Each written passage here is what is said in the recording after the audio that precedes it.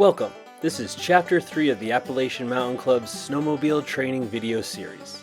Snowmobiling can be an efficient and enjoyable way to travel in winter conditions, but it also comes with serious risks if proper protocols aren't followed. This video will cover fluids and fuses, the toolkit, what's in the engine compartment, how to replace a belt, and leaf springs. Whether you're new to snowmobiling or need a refresher, following these protocols helps ensure the safety of yourself and others. Come on, let's get started. Let's start with all the fluids you might find in your sled. Take it away, Steve. These sleds do not like ethanol-based fuel. It will plug the fuel systems up, and they're highly susceptible to moisture content. So that's the minimum line for the brake fluid. To top off the brake fluid, you just remove these two screws and pull this off. Keep an eye on that. You want to make sure it's in the range. It's a closed system. You really shouldn't have to add much to it, but if you do, it's .3 brake fluid. So the other thing you want to check from time to time is the engine oil. So this yellow cap is the engine oil. It's a quarter turn.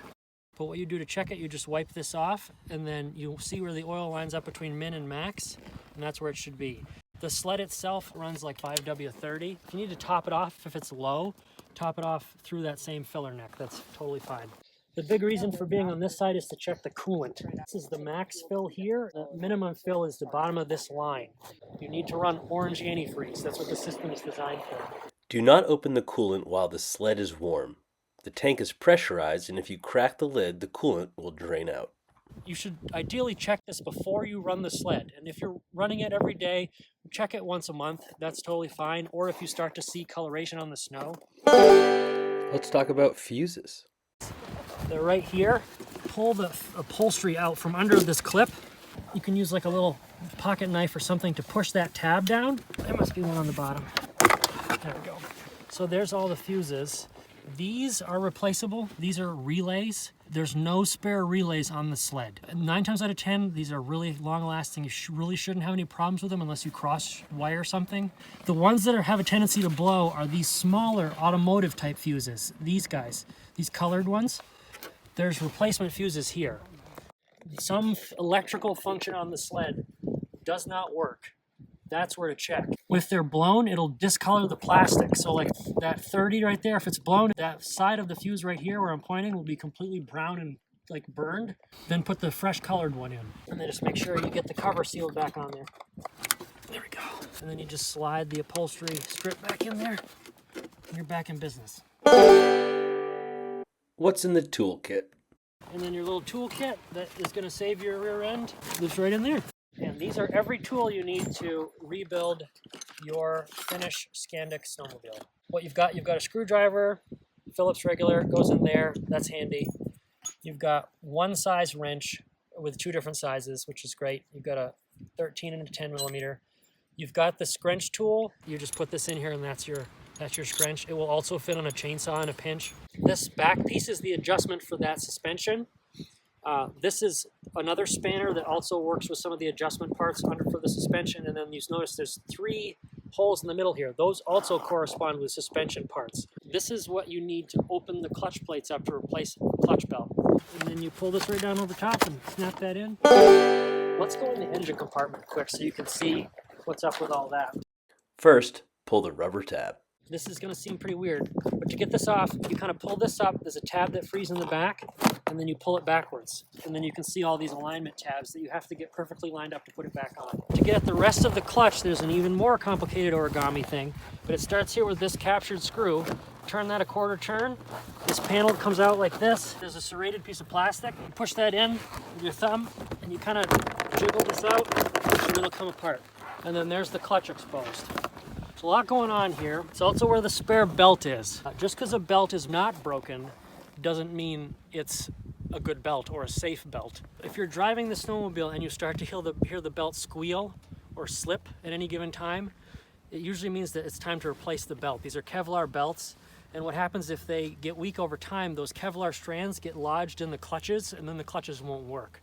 One way to check for belt issues, you can just run your fingers along to the old belt once you have it off, and you'll feel indentations or flat spots with your fingers, one on both sides. The belt should feel uniform all the way around. If you feel an indentation at all or a flat spot, replace the belt. These belts are not all created equal. This sled takes a Kevlar lined belt which can only rotate in one direction. So if you have to change a belt, you have to line the air up with the direction of travel.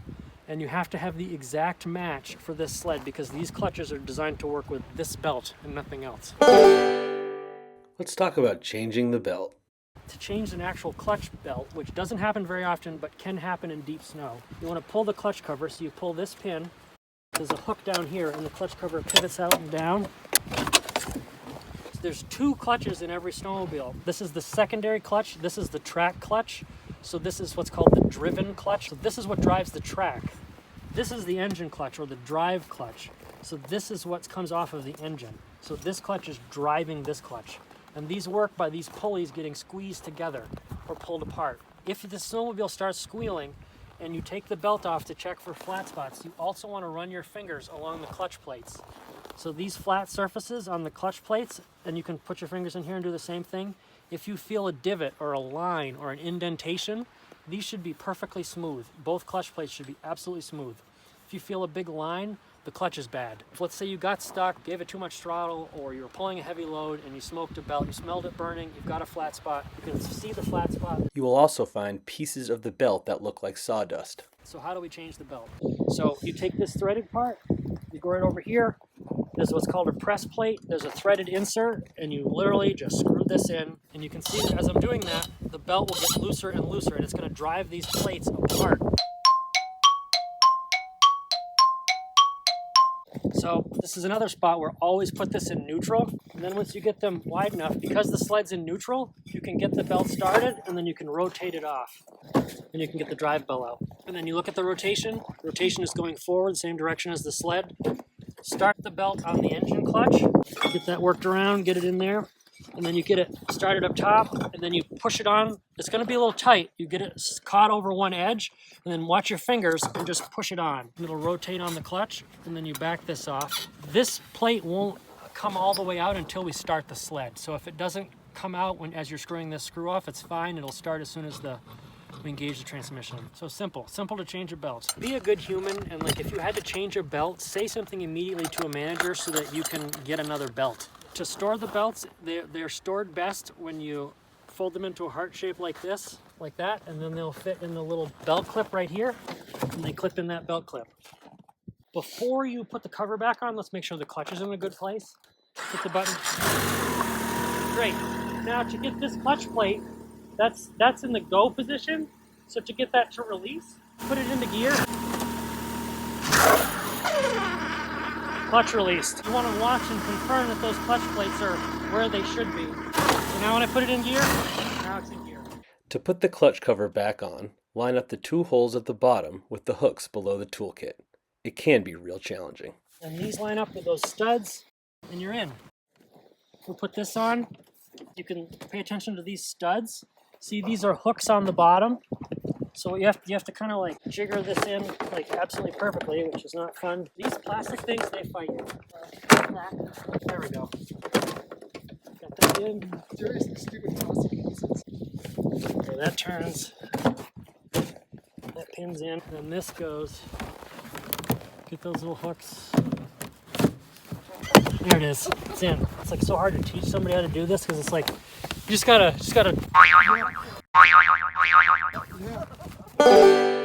Let's talk about leaf springs. There's two main leaf springs that bear the most of the weight of the sled, and it's this leaf spring that comes out to the outside here, and it goes across the coiled section in by the top rollers, and then there's an adjustment point right here, this block. So there's 5 settings. There's 1, 2, 3, 4, 5. It does 2 things. It enables the back of the sled to take more weight. It also transfers the weight forward so that the sled will steer better. Because the more weight that you have going forward, it presses the carbides and the skis into the snow and allows the skis to actually take the weight and make a turn. Because these snowmobiles have super, super wide tracks, they would much rather prefer going straight than making turns. They don't turn very well. So what we found is for general use, if you're going to tow or you're going to carry an extra person, the 3rd setting is just fine. If you're going to tow super, super heavy loads, you probably want to crank this up to 4 or 5. All you do to turn this is you use the tool that's provided in the toolkit, and you just put the corresponding wrench size over this, and you just crank it so that that flat spot is up against this spring. So it's 3 lines up with the spring. That means it's on the 3rd setting. If you need it to go to 4, if you're towing something super heavy, you just turn it so that it snaps into place with 4 lined up against the spring. And there's 1 on each side. It's important to do both of them. That concludes Chapter 3 of the AMC Snowmobile Training video series. Thank you for watching. Pretend like it's 1975 again.